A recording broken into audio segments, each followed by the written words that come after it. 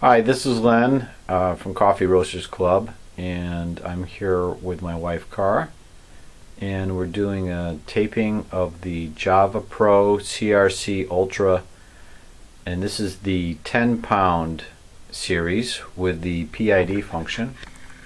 You can see right there. We're going to be doing a quick setup and some general usage information here.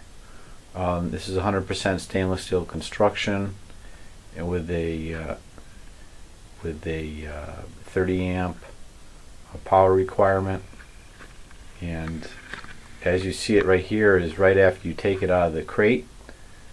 You'll see a couple things that will be separate. Will be this end reducer, which will fit on the exhaust port of the roaster and be screwed in place by about 5 or 6 screws. You also see a 10-pound drum, 10-pound capacity drum, and this will be shipped to you separately from the roaster. And right here is the motor assembly shroud.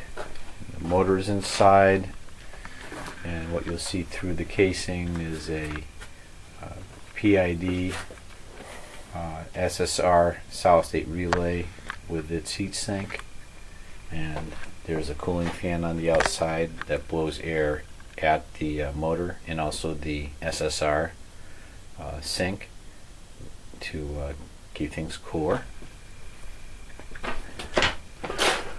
Down here we have a master switch and a breaker.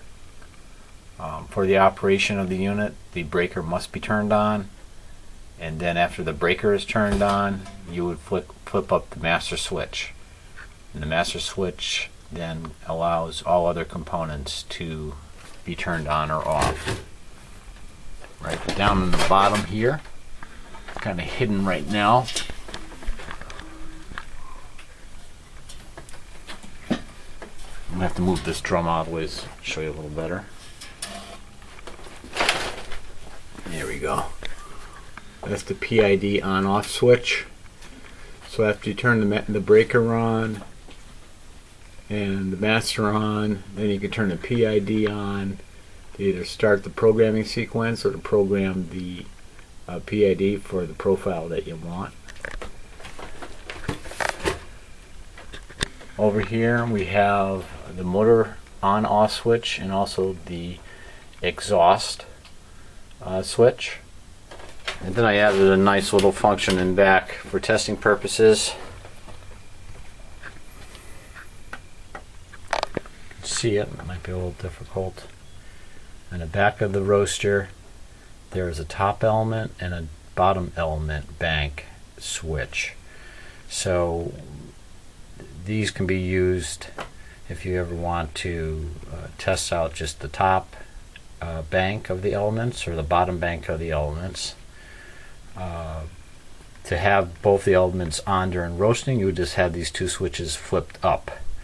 That does not turn the elements on. That allows them to be turned on by the PID function. So during roasting you'd always want to keep these up. You generally want to keep them turned on at all times. They're not going to turn on until the PID function tells the elements to turn on anyways. So it's a nice little testing feature. Then there's you'll see a bit of a wire that's being snaked around and snaked in the back of the roaster. That's the thermocouple wire. The thermocouple is the probe right here that gets inserted through the side of the roaster after you put the drum inside the roaster. Then we put the drum inside the roaster. You just get this thermocouple probe. You stick it right through the hole right there, and then you get this little hook. You hook it onto the side like this, and what that does, that stops the probe from snaking out when it's in operation.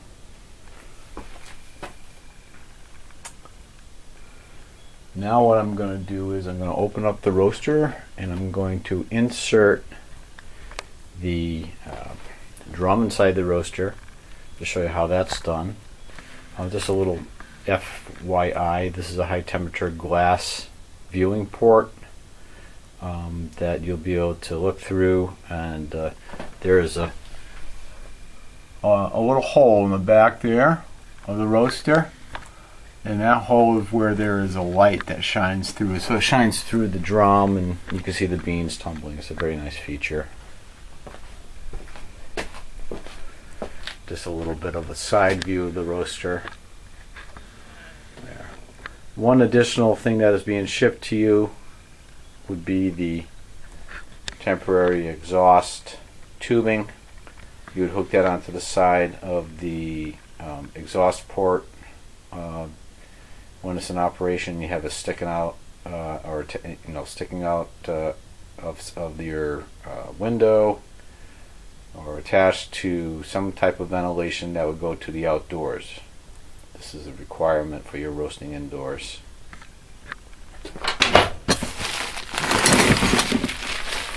Alright, I'm going to open up the roaster door now.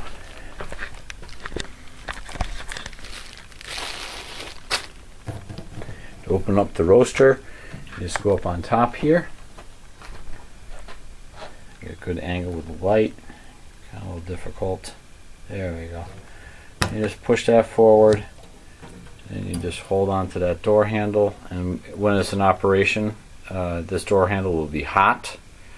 The whole front of the roaster will be hot. It's always best to use heat-proof gloves when operating the roaster, of course, because it does get very hot. This has a little side. You'll notice a perforated top right here. There, it's a nice picture.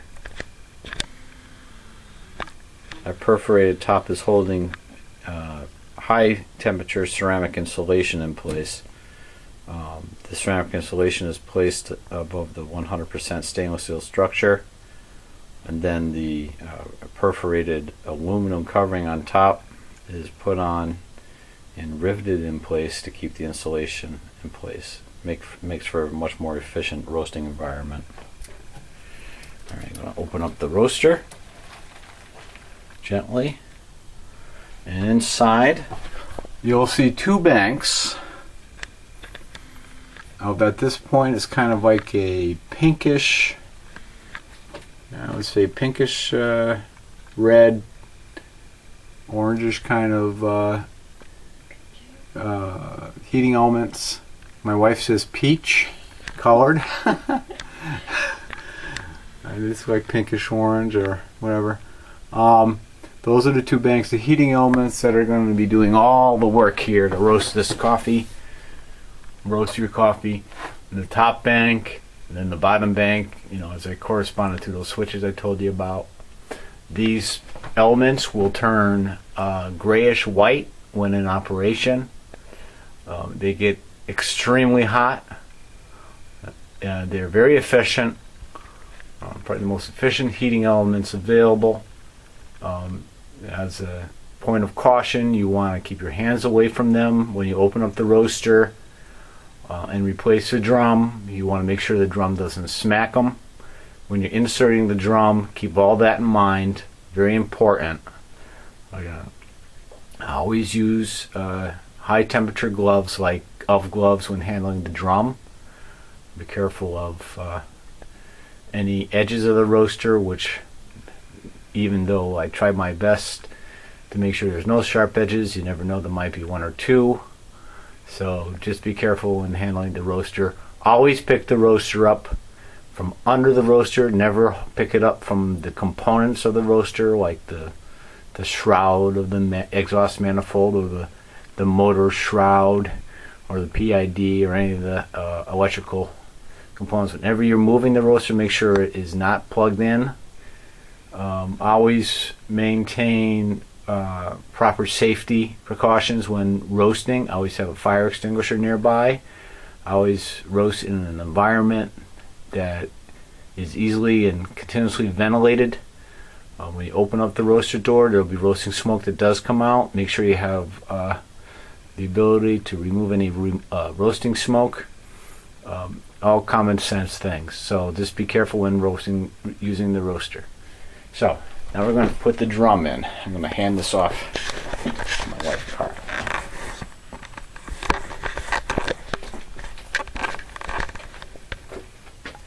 Alright, I gotta get that roasting drum. So what I'm going to do is I'm going to take thermocouple out. Now this is a cold drum right now, so this is the back of the drum. This is the part that goes into the two-pronged motor spindle coupler.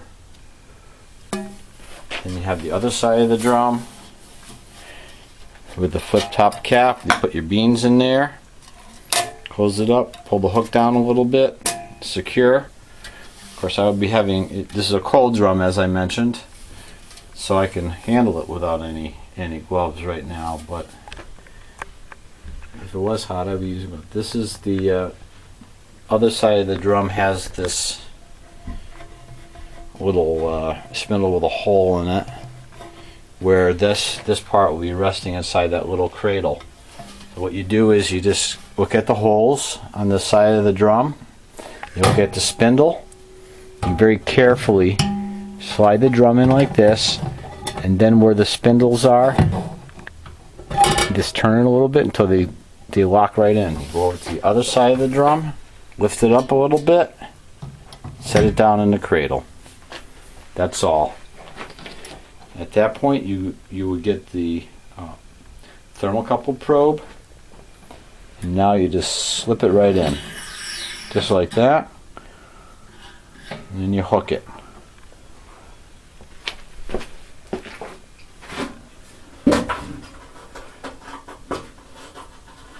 Now you get the aluminum pan that comes with it. This is a little chaff collection pan. Slide it in under the drum all the way back. And it's very important that that pan does not cover these holes right here. These holes are what's allowing the air ventilation to come into the roaster to remove smoke through the exhaust. There, we're all set. We can close the roaster up now. As you notice, there's a graphite high temperature fiberglass door seal. There. You just pull this ring back until it hooks on that post. There, that's hooked. Now what you do is to attach this exhaust manifold, you'll notice that there's a little cutout indentation on one side of it. That goes over that electrical conduit that's sticking out on the side. And you'll notice that there are 4 metal screws stuck on the side of this exhaust manifold. So you would just take off the tape, take out the screws, and you just get this, and you just slip it right over, just like that. Line up the screws. The screw holes are right there, right there. There's one over there. On the other side, you know, to make up the, I don't think it's 5 screws, or how many screws I got in there? 4. I thought I had to get 1, 2, 3, 4, 5. So there's just take those out just like that. And not drop any on the floor like I just did.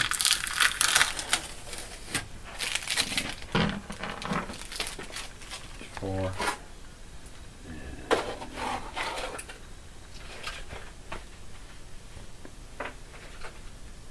What makes the 5? Very easy. You just get them and you just Screw them right in, just like that.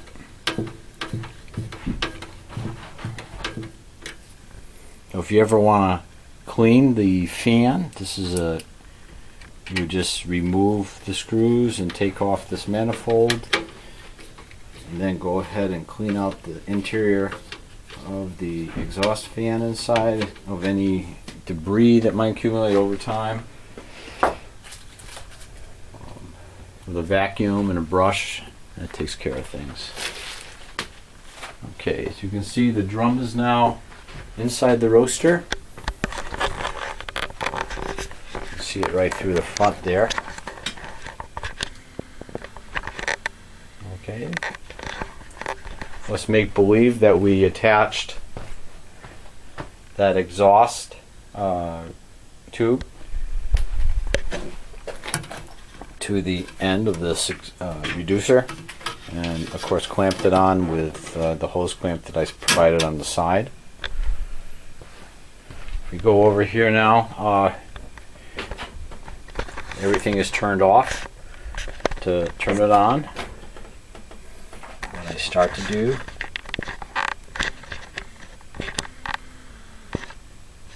is I flip up the breaker like that.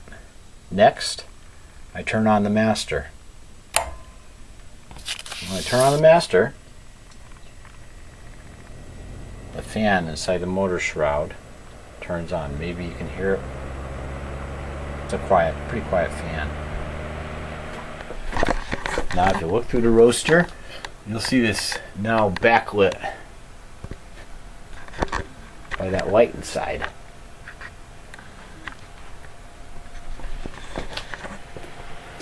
Next,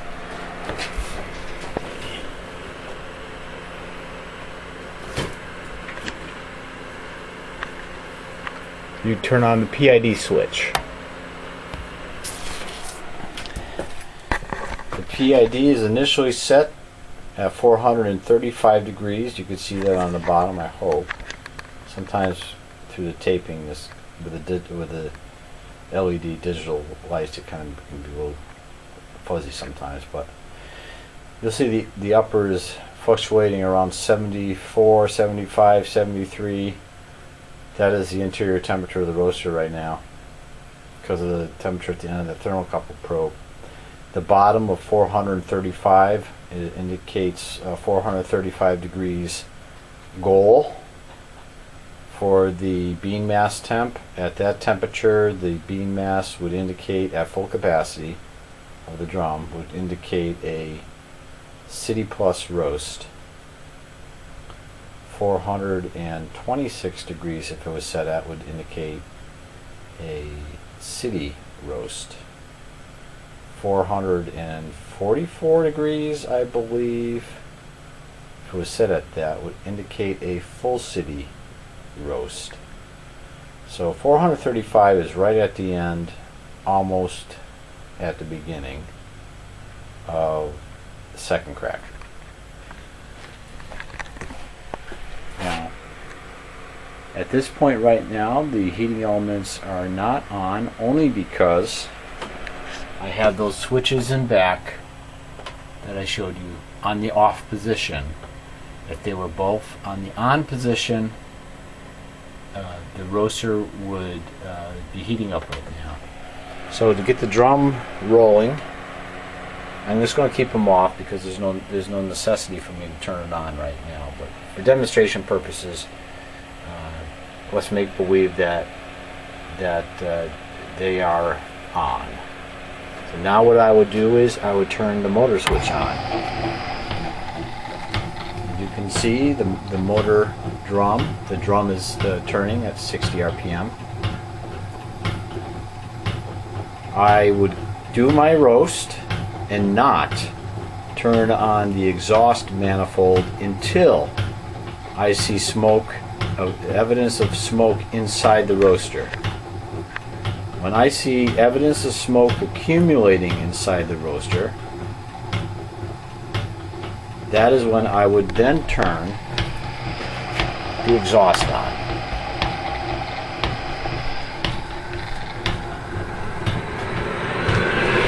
You can hear the exhaust.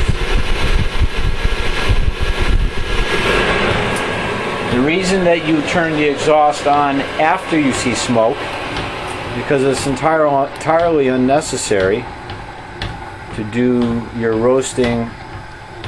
It is entirely unnecessary to use the exhaust until that point. To do so, you'd only be sucking out needed heat from the inside the roaster that the beans need to roast. It's just that simple. And that's how you use the roaster.